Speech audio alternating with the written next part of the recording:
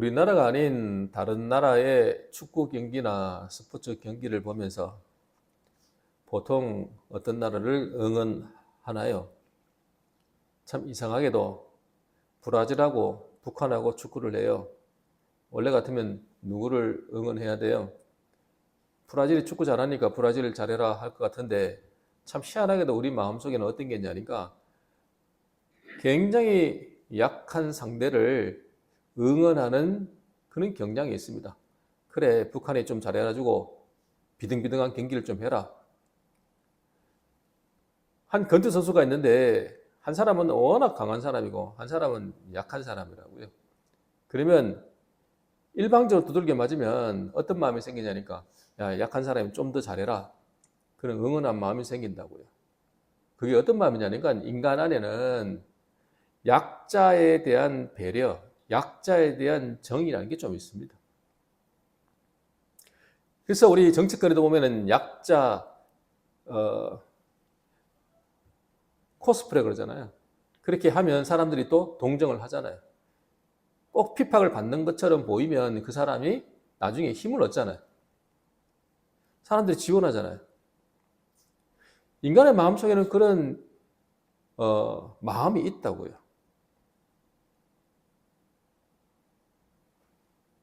그러면 하나님은요? 하나님 어떤 분일까요? 하나님은 우리보다도 훨씬 더 자비로우신 분이에요. 제가 며칠 전에 길을 가는데 마스크를 낀 한 여자가 저에게 다가와서 핸드폰에다가 뭔 말을 하면서 저기 찾아와요. 저는 또 도를 아십니까? 뭐 이런 건지 알고 경계를 했습니다. 근데 말을 들어보니까 한국말이 아니고 중국어를 하는 거예요.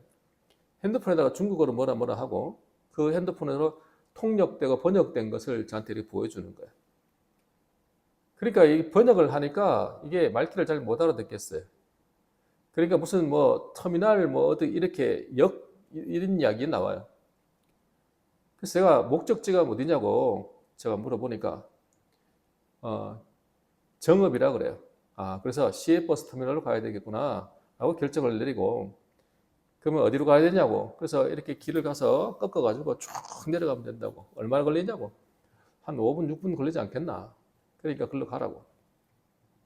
제가 바빠서 저도 제 할 일이 있어가지고 그렇게 이야기를 하고 돌아서서 가려고 차를 타려고 하는데 뒤를 돌아보니까 낯선 이방 나라에 와가지고 외국에 와가지고 그 정읍을 가야 되는데 정읍이 어디로 타야 되는지 어디서 가야 되는지도 모르는 여자가 트렁크는 이따만한 거 하나 들고 그걸 끌고 가면서 한쪽에는 또 가방 하나 메고 얼마나 서글퍼 보이는지 짠하잖아요. 그래서 제가 횡단보도를 건너가는 그 자매를 불렀어요.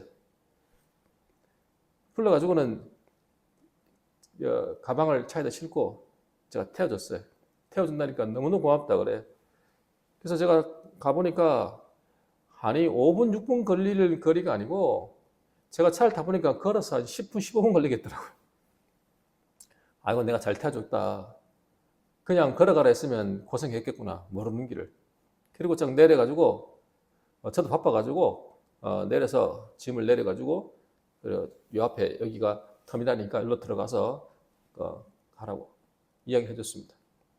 그러니까 갑자기 그 자매가 가방에서 자기 주머니에서 돈을 2만 원을 꺼내가지고 저한테 수고료로 주는 겁니다.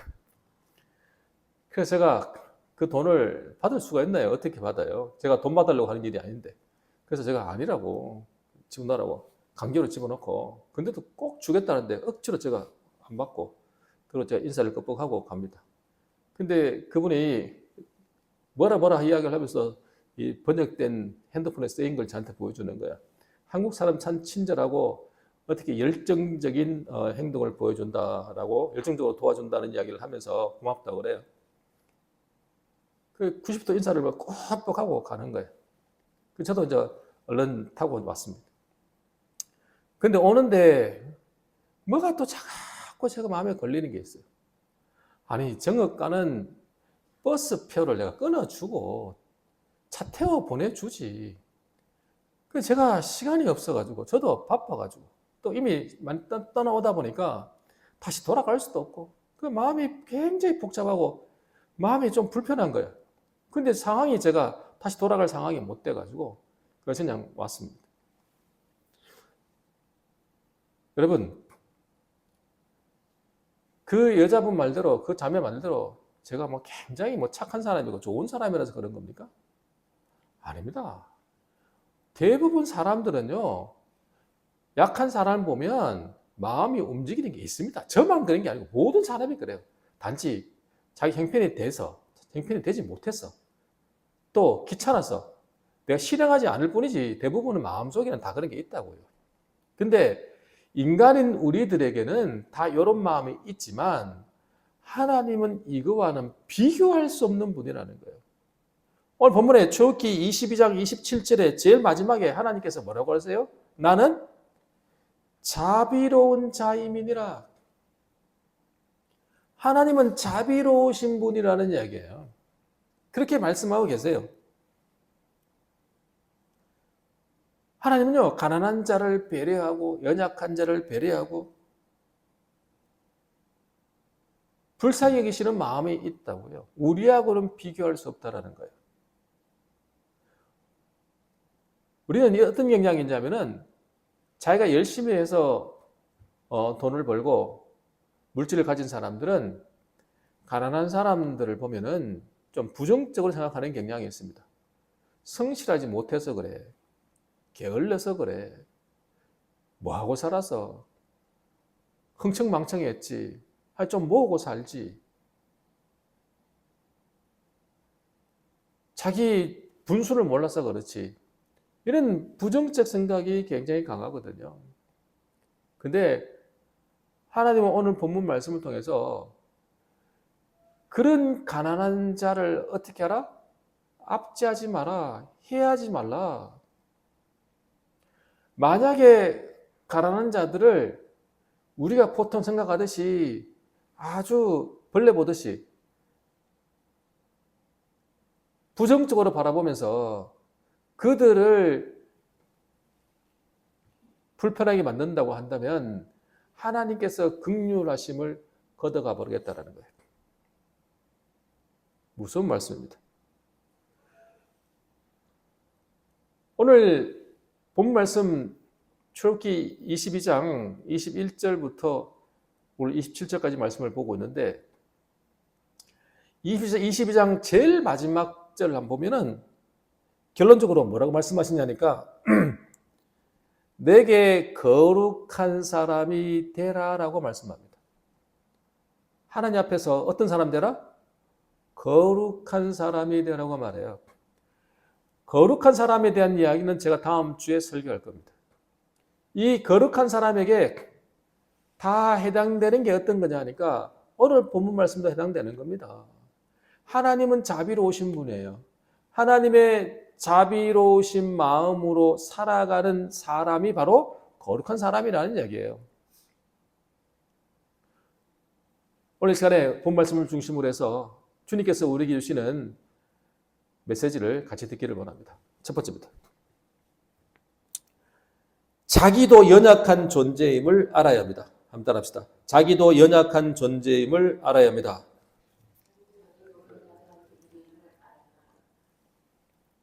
출애굽기 22장 21절입니다. 같이 읽겠습니다. 너는 이방 나그네를 압제하지 말며 그들을 학대하지 말라. 너희도 애굽 땅에서 나그네였음이라. 아멘.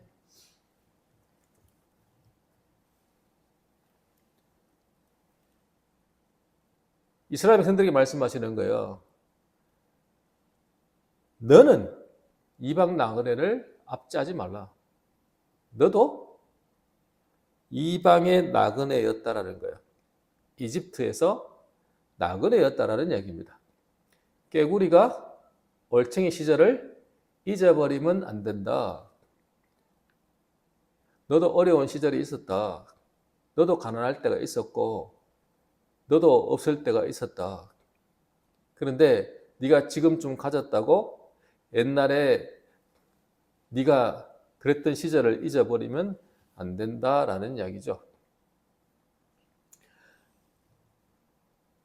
시골에 땅 조금 있었습니다. 그 땅 조금 있는 게 뭐 그건 도움 되겠습니까? 도움이 안 되죠. 어렵게 살았습니다. 근데 그게 세월이 지나가지고 그게 재개발이 됐습니다. 근데 그 땅값이 옛날에는 뭐 1,000만 원 될까 말까 한 것이 몇십억이 돼버렸어요. 갑자기 부자가 돼버렸어요. 그걸 뭐라 그러죠? 우리 졸부라 그렇잖아요. 졸부. 갑자기 졸지에 부자가 돼버린 거예요. 그리고는 그때부터는 자기가 무슨 큰 부자인 양 그렇게 사는 겁니다. 옛날의 시절을 다 잊어버리는 거죠. 그러지 말라는 이야기입니다. 너희들도 가난한 시절이 있었고 배고픈 시절이 있었다는 거 잊지 마라. 우리나라도 예전에 일제 식민지 시대가 있었습니다. 우리는 태어날 때부터 산업화 시대에 태어났고, 그리고 우리는 자라다 보니까 어느새 우리나라는 선진국 대열에 지금 들어가 있고, 그러니까 모르고 살죠. 근데 우리 부모님 시대는 일제 시대를 거쳤고 6.25 사변을 거쳤고 진짜 힘들고 어려운 시절을 거쳤다고요. 그래서 가끔 우리 어르신들이 옛날에 뭐 이런 이야기를 하시지 않습니까? 근데 우리는 뭐 그런 이야기 들으면 먼 나라 이야기죠. 근데 그 노인들이 왜 그런 말을 해요? 예전에 그런 시절이 있었다라는 거예요. 이걸 기억을 가지고 사는 사람과 이런 기억이 전혀 없는 사람은 다르죠. 하나님은 우리가 연약한 시절도 있었다는 사실을 잊지 말라는 거죠. 상대방의 입장은 또 기억하라는 거예요. 배려하라는 겁니다. 그리고 꼭 잊지 말아야 될 게 뭐냐면은 우리는 하나님의 은혜를 입은 자라는 걸 잊지 말라는 거예요. 우리가 착각하는 게요. 우리가 지금 밥 먹고 살고 우리가 지금 건강하게 살고 우리가 자식 낳아 잘 기르고 이렇게 사는 게 그냥 내가 잘나서 그렇게 사는 거 아닌가 이렇게 생각한단 말이에요. 지금 우리 대한민국이 태어나가지고 사니까 우리는 지금 이렇게 풍족하게 살지 않습니까? 요즘 밥 굶는 사람 누가 있습니까? 뭐 탄수화물 안 먹고 뭐 지방 안 먹고 뭐 이런 거 하는 거지. 조절하고 빵 먹고 싶은데 빵 안 먹고 이런 것이지. 우리가 지금 밥이 없어서 굶는 사람이 어디 있습니까?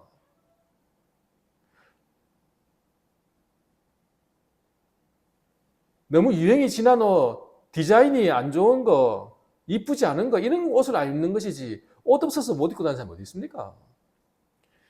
이런 나라에 살고 있다고요. 근데 정말 어려운 나라, 지금 전쟁 속에 고통당하는 나라, 지금 팔레스타인 같은 것들, 우크라이나 같은 것들, 아프리카 날마다 전쟁이 일어나는 그런 것들, 그곳에 태어나 살아간 사람들은 밥 먹고 사는 게 얼마나 힘들며 편안하게 사는 게 얼마나 힘듭니까? 우리는 그냥 이렇게 사니까 그냥 이렇게 사는 줄 알아요. 모든 게 하나님의 은혜라는 걸 잊어버리고 사는 거예요. 사람이 사고가 나가지고 장이 꼬이고 음식을 먹을 수가 없고 물 한 잔 먹을 수 없고 방구 나오기를 기다리는 그런 사람들의 심정에서는 그전까지는 물을 먹을 수 있는 게 이렇게 행복하고 감사한지 몰랐다. 밥을 먹을 수 있는 게 얼마나 감사한지 몰랐다. 이렇게 생각하는 거예요. 제가 예전에 목이 너무너무 아파가지고 물을 삼킬 때 고통스러워서 물도 못 먹겠어요. 넘기기만 하면 고통스러워서 넘길 수가 없으니 물 먹는 것도 고통이라. 그때 느낀 거예요. 아, 그냥 편안하게 물 먹고 밥 먹을 수 있는 게 얼마나 행복한 건지, 얼마나 감사한 건지 그때 깨닫게 되더라고요. 하나님의 은혜를 걷어가 버리면 우리는 말로 할 수 없는 고통을 겪을 수 있다는 거예요. 우리가 지금 이렇게 누리고 있는 거는 하나님의 은혜를 부어주기 때문에 지금 우리가 누리고 사는 거지. 하나님 은혜를 걷어가 버리면 살 수 있는 사람 누가 있냐는 거예요. 그걸 자꾸 잊어버린다는 거예요. 우리가 원래 연약한 자였다는 사실을 잊지 말라는 거예요. 하나님 은혜를 부어줘서 사는 거지. 이거를 잊지 않는 것이 오늘 본문의 핵심적 내용입니다. 여러분, 우리가 연약한 자였다는 사실을 잊지 않고 살기를 간절히 축원합니다. 성경에 1만 달란트 빚진 자와 그리고 그에게 100다나리온 빚진 자 이야기가 나오지 않습니까? 1만 달란트가 하루 일당을 10만 원으로 잡아도 10만 원 훨씬 넘지만 10만 원으로 잡아도 1만 달란트는 얼마죠? 6조입니다. 6조. 임금님한테 6조 정도 빚진 자가 왔는데 갚아라 하니까 어떻게 갚아요? 6조를. 그러니까 살려달라고 못 갚겠다고 형편이 그러니까 불쌍해달라고 하니까 임금이 어떻게 했어요? 탕감해줬잖아요. 자기는 6조가 탕감받았는데 밖에 나가가지고 자기에게 100다니엘은 빚진 자가 나타난 거예요. 100다니엘은 일당을 10만 원으로 잡으면 얼마쯤 돼요? 1000만 원. 나한테 1000만 원 빚진 자가 만난 거예요. 1000만 원이 작아요, 커요? 크죠. 나에게는 1000만 원이 크죠. 그래서 1000만 원 빚진 자를 붙들고 멱살 잡고 막 흔들었다고요. 그 이야기를 임금의 신하가 그걸 보고는 임금님에게 보고를 했다고요. 임금님, 아까 6조 빚진 자 있잖아요. 임금님이 탕감해 줬잖아요. 근데 그가 자기에게 1000만 원 빚진 자를 멱살 잡고 막 흔들어 가지고 막 그렇게 하는 걸 보고 참 사람 너무하네요. 그리고는 보고를 했단 말이죠. 어떻게 했습니까? 다시 잡아와라. 그래가지고는 잡아가지고는 그 6조 빚진 사람을 어떻게 했습니까? 감옥에 집어넣어 버렸다고요. 자기가 6조나 되는 빚을 탕감받은 자가 자기에게 1000만 원 빚진 자 멱살 흔들고 두둑이 패는 것이 이게 인간의 마음이라는 거예요. 하나님께서 가장 꼴보기 싫어하는 사람이 어떤 사람인지 아세요? 자기는 남에게 은혜를 잊고 살면서 자기는 남에게 은혜를 베푸지 않은 사람을 하나님은 가장 꼴보기 싫어한다고요. 우리도 그런 사람이 꼴보기 싫죠? 똑같은 거예요. 하나님의 형상과 모양을 닮은 우리들은 하나님과 똑같은 마음을 갖는 거예요. 그런 사람 꼴보기 싫다고요. 우리도 은혜를 입은 자라는 사실을 잊지 말라는 거예요, 자꾸. 너희들은 1조가 6조 빚진 자야? 그러니까 6조 빚진 자인데 1000만 원 빚진 자 붙들고 멱살 잡지 마. 자기가 6조 빚진 자인 걸 모르니까, 내가 은혜를 입은 자이라는 것을 모르니까 탕감받을 수 없을 만큼 엄청난 것을 내가 탕감받았던 사실을 자꾸 잊어버리고 모르니까 1000만 원 빚진 자를 목살을 흔드는 겁니다. 우리 인간이 그렇게 돼 있어요. 잊지 말라. 이 사실을 기억하시기를 간절히 축원합니다. 마지막 두 번째입니다. 하나님은 약자의 편임을 알아야 합니다. 한번 따라합시다. 하나님은 약자의 편임을 알아야 합니다.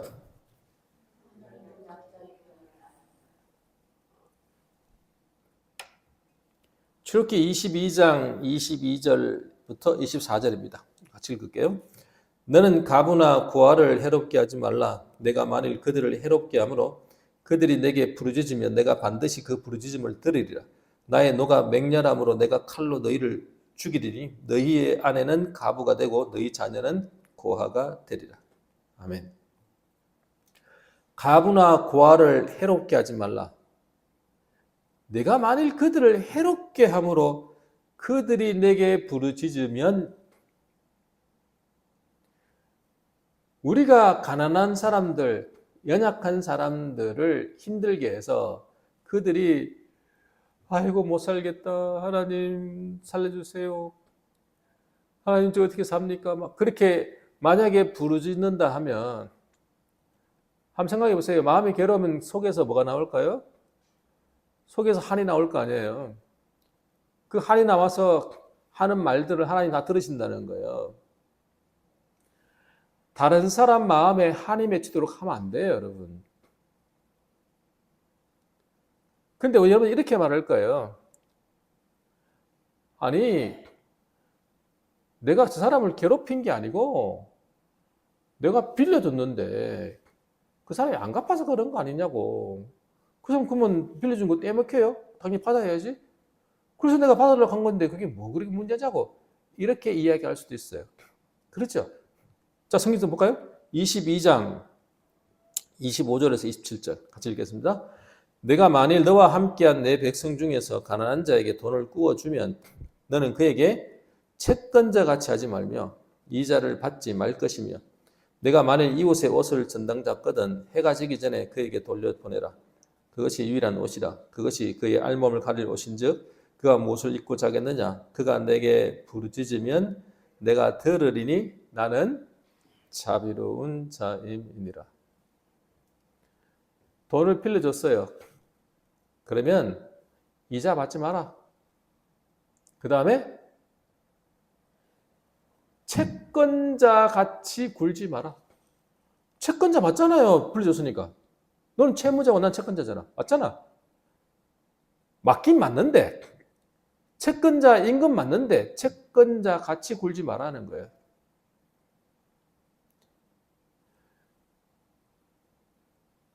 빌려준 거 받아야죠. 받아야죠. 그렇지만 받아야 되는 건 맞는데 채권자 같이 하지 말라는 거예요. 그리고 옷을 잡히고 돈을 빌려갔어요. 그러면 밤에 그 옷 다시 돌려줘라는 거예요. 아니 돈도 안 갚았는데 왜 돌려줍니까? 여러분 요즘 같은 날씨에 이런 걸 느낄 거예요. 제가 낮에 차를 타면요. 에어컨을 틀어야 돼요. 지금. 바깥에는 시원한데요. 차 안에는요. 햇빛 때문에요. 뜨거워가지고 더워요. 에어컨 틀어야 돼요.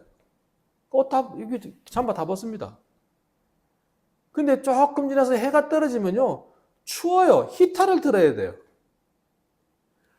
제가 요즘 느낀 거예요. 무슨 하루에 에어컨을 틀다가 히터를 틀다가 왜 이렇게 사냐. 사막 기후는 더 심합니다. 낮에는 뭐 알다시피 어마어마하게 땡볕에 뜨거운데요. 밤에는요. 엄청 춥습니다. 이 겉옷은요. 이불입니다. 이 겉옷을 저당을 맡기고 있으면 그는 알몸이라 밤에 추워서 잠을 못 자요. 여러분 추운 데서 떨어 본 적 있습니까? 보일러 틀지 않고 떨면 자본 적 있습니까? 요즘은 그래도 전기장판도 깔고 자지. 전기장판도 없이 냉골에서 잠을 자면 사람이요. 자다가 깨고 얼마나 힘든지 아십니까? 근데 그 이불조차 없단 말이에요. 여러분 노숙자들 보십시오. 신문지 덮고 잔다고요. 지하철역에서 박스 덮고 잔다고요. 그 박스마저도 치워버리면 그거 어떻게 삽니까? 추워서. 그 이야기입니다. 그가 돈을 빌려간 것도 맞고 옷을 맡긴 것도 맞지만 그 옷이 없으면 이불이 없는 것 똑같아서 그 추운데 어떻게 잠자냐는 거예요. 잠은 자게 해야지. 다시 돌려줘라는 거예요. 하나님은 자비로운 분이라는 거예요. 자, 하나님이 얼마큼 무시무시한 분이냐면요. 만약에 그 연약한 자들이 한이 맺혀가지고 부르짖잖아요. 그러면 하나님이 그걸 들으시고 어떻게 하겠다? 자, 24절요. 나의 노가 맹렬함으로 내가 칼로 너희를 죽이리니 너희의 아내는 뭐가 되고 가부가 되고 너희 자녀는 고아가 되리라. 너 가부와 고아를 해롭게 하지 내가 네 아내와 네 자녀들을 가부와 고아 만들어 버리겠다는 거예요. 무시무시한 이야기입니다, 여러분. 연약한 자들을 힘들게 해가지고요. 그들을 부르짖게 만들면 그 화가 거기에 임한다는 거예요. 이 말씀은 어떤 말씀이냐면은 너희들이 지금 고아와 가부가 안 되고 너희들이 지금 그래도 먹고 살고 너희들이 지금 암에 안 걸리고 살고 너희들이 자녀들 잘 낳고 잘 기르고 사는 거는 다 내 은혜 때문이다. 너희들이 잘나서 그런 것 같으냐? 아니다. 내가 너에게 은혜를 베풀어서 그런 거야. 근데 만약에 너희들이 그 은혜를 잊어버리고 남을 해롭게 해? 남을 괴롭혀? 네가 가지고 있는 조그마한 건세 가지고 남을 힘들게 해? 그래 돈 좀 가지고 사람 힘들게 해? 그래? 그러면 내가 네에게 베풀었던 은혜를 싹 걷어가 버린다. 이 말입니다. 잊지 마라. 남의 눈에 피눈물 나게 하지 마라.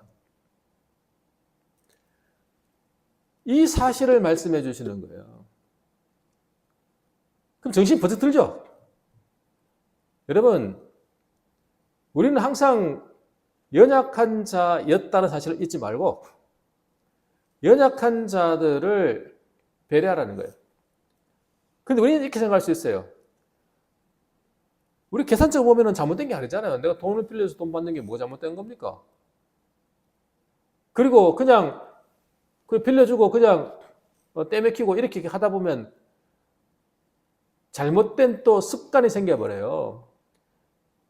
이게요, 돈 없는 사람들이 돈을 얻어가는 것이 반복적으로 될 때 이게 거지 습관, 노예 근성이 발생돼요. 이거 하나님 원치 않습니다. 난 그걸 뜯어 고쳐야 돼. 난 절대 그걸 못 만들어. 이렇게 하면서 우리가 강하게 대하지만 물론 그것도 하나님이 가만 안 놔둡니다.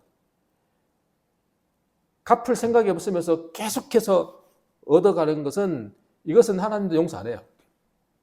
그렇지만 없는 사람이 없어서 그런 거지 그 사람이 일부러 그러겠습니까? 그거를 내가 배려하지 않는 그 마음도 하나님께서 가만 안 놔두겠다는 거예요. 자, 하나님은 양쪽의 사람을 다 다루시는 거예요. 있는 사람과 없는 사람을 다 다루시는 거예요. 이걸 통해서 하나님은요, 여러 가지로 우리를 다루시고 공동체를 유익하게 만드는 효과가 있습니다. 자, 성경에 보면은 누가 부자들이 많고 어떤 사람이 가난한 사람이 많은가를 보면 이렇습니다. 그 이방 문화에 세속화돼 가지고 살다가 부를 축적하는 경우가 많이 있습니다. 근데 성경에 보니까 가난한 사람들이 어떤 사람이 많냐 그러니까 순수한 하나님에 대한 신앙, 여호와의 신앙을 지키다 보니까 가난하게 되는 사람이 많습니다. 지금도 양심껏 살려고 하니까 세상에서 돈 못 벌고 어렵게 사는 사람들이 있고 그런 거 생각 안 쓰고 온갖 머리 다 써가지고 편법을 다 쓰고 불법을 행해가지고 돈을 버는 사람도 있습니다. 그러니까 정도를 걸으니까 항상 손해를 보지요. 주일마다 쉬어야 되니까 손해보지요. 그러니까 부자가 못 되고 어렵게 사는 사람이 많더라 이 말이에요. 하나님 말씀만 가지고 정말 거룩하게 사는 것이 어렵더라고요. 자, 하나님 말씀을 열심히 읽기만 하면, 하나님 말씀을 묵상만 하면 우리가 거룩한 사람 됩니까? 그렇던가요? 성경 백동하면 그 사람이 안에 욕심이 싹 사라지던가요? 어떤 사람은 성경을 달달달 외웠다 그래요. 달달달 외우면 그 사람이 거룩한 사람이 돼요? 진짜 그렇습니까? 하나님은요, 하나님 말씀을 통해서 하나님 말씀을 묵상하면서 또 하나를 통해서 우리를 훈련시키시고 우리를 성숙하게 만들어요. 그게 뭐냐 그러니까 고난이라는 거예요. 우리가 하나님 말씀만 주어져서는 그게 실제가 안 되더라는 거예요. 아무리 말씀을 머리로 다 이해하고 받아들여도 내가 실제로 삶을 살면서 부딪혀보지 못하면 그게 실제가 안 되더라는 거예요. 그래서 하나님께서는 뭘 사용하냐니까 하나님 백성에게 고난이라는 걸 주신다고요. 사람에게 고난이 다가오는데 그 고난 중에서 우리가 겪는 가장 흔한 고난이며 가장 뼈저리게 느끼는 고난이 뭐냐 그러니까 가난입니다. 하나님은 하나님 백성에게 하나님 말씀만 주어지는 것이 아니라 고난을 겪게 하는데 가난을 겪게 하거나 또는 질병을 겪게 하는 경우가 있습니다. 물질은 있는데 몸을 치는 거예요. 몸이 아파요. 그러니까 정신이 버쩍 들지요. 그 사람 앞에 무릎 꿇지요. 히스기야가 질병에 걸리니까 죽는다 그러니까 무릎 꿇고 기도하잖아요. 평소에 기도 안 하다가도 암에 걸리니까 무릎 꿇고 기도하잖아. 하나님 앞에 살려달라고. 정신 버쩍 드는 거거든요. 더 심할 때 질병을 주고 보통 우리가 당하는 게 뭐예요? 가난이라는 거예요. 그래서 하나님은요, 누구의 편이냐 그러면 누구의 편이라고요? 약자의 편인 이유가 바로 거기에 있다라는 거예요. 하나님 백성을 하나님 백성답게 살고 거룩한 사람이 되도록 하기 위해서 하나님 말씀만 주는 게 아니라 때에 따라서는 고난도 주니까 그 고난을 통해서 무릎을 꿇게 만드니까 그 입장에서는 약자거든요. 그래서 하나님은 누구 편이라고요? 약자의 편이라는 거예요. 하나님 백성 되기 위해서 연약한 자로 하나님께서 만드시거든요. 혹시 여러분 약자이십니까? 정말 가난하고 힘들고 어렵고 여러분이 할 수 있는 것보다 할 수 없는 게 훨씬 더 많은 사람인가요? 약자죠? 하나님은 약자의 편이라는 사실을 잊으면 안 돼요. 그리고 하나님은요, 이 가난한 사람, 이 약자를 통해서 뭘 만드냐면요, 약자가 있잖아요. 그럼 약자를 도울 때, 내가 분명히 내 물질을 넣고 그 사람을 도왔거든요. 내가 돈에 손해봤어요. 내 돈이 나갔다가 내 주머니에서. 근데 내가 마음이 기뻐요. 아니, 돈이 내 주머니에서 내가 손해를 보면 기쁘지 않아야 되는 게 정상이잖아요. 속쓰려야 되잖아요. 근데 오히려 내가 어렵고 힘든 사람을 내가 도왔는데 내가 막 기뻐요. 여러분 그런 경험 있습니까 없습니까? 많이 있죠, 여러분. 누군가를 도왔을 때 오히려 보람을 느끼고 기쁨을 느껴요. 반대로 내가 연약하고 내가 가난하고 힘든데 누군가 나에게 도와줬어요. 나에게 물질을 공급했어요. 물질을 받는 사람은 어떨까요? 어떤 걸 경험하죠? 눈물이 쭈루쭈루 난다고요. 너무너무 감사하다고요. 그 은혜를 누린다는 거예요. 하나님은 약자를 통해서 뭘 공부를 시키냐면요. 주는 자에게는 기쁨을 누리게 만들고 받는 자에게는 은혜를 누리게 만들어요. 그래서 이걸로 통해서 하나 되게 만들어봐요. 하나 되는 공동체를 만듭니다. 하나님 약자를 통해서 하나님의 뜻을 이루어가는 겁니다. 그렇게 약자를 만들어요. 약자가 되게 해요. 그리고 힘 있는 자들로 하여금 돕게 만들고 도움받는 사람은 그 힘 있는 자가 너무너무 고맙고 감사하잖아요. 은혜를 누리고 감사함이 넘치게 만들고 돕는 사람은 약한 사람을 도왔으니까 내 마음에 막 기쁨이 생기고 보람이 있고 하나님 나에게 이런 거 하라고 나에게 돈을 주셨구나. 하나님께서 나에게 힘을 주신 이유가 이런 걸 하라고 하시는구나. 근데 힘 있고 고난이 있고 자기가 얼마든지 할 수 있는데도 불구하고 돕지 않고 나는 배려할 수 있는 능력이 있는데도 불구하고 배려하지 않고 자기밖에 모르고 자기만을 위해 산다고 한다면 하나님께서 공동체를 향하신 공동체 안에 하나됨을 이루어가는 하나님의 역사를 잊어버리는 겁니다. 여러분 공동체 안에는요 연약한 자도 있게 만들고 강한 자도 있게 만드는 겁니다. 그것은 뭘 하려고? 강한 자와 연약한 자를 어떻게 만들려고? 하나 되게 만들려고. 하나됨의 공동체를 만들어서 하나님 나라를 세워가려고. 그렇게 만들어서 우리를 거룩한 사람들로 만들어 거룩한 공동체를 만들기 위한 하나님의 계획이라는 사실 여러분 잊지 않기를 간절히 축원합니다.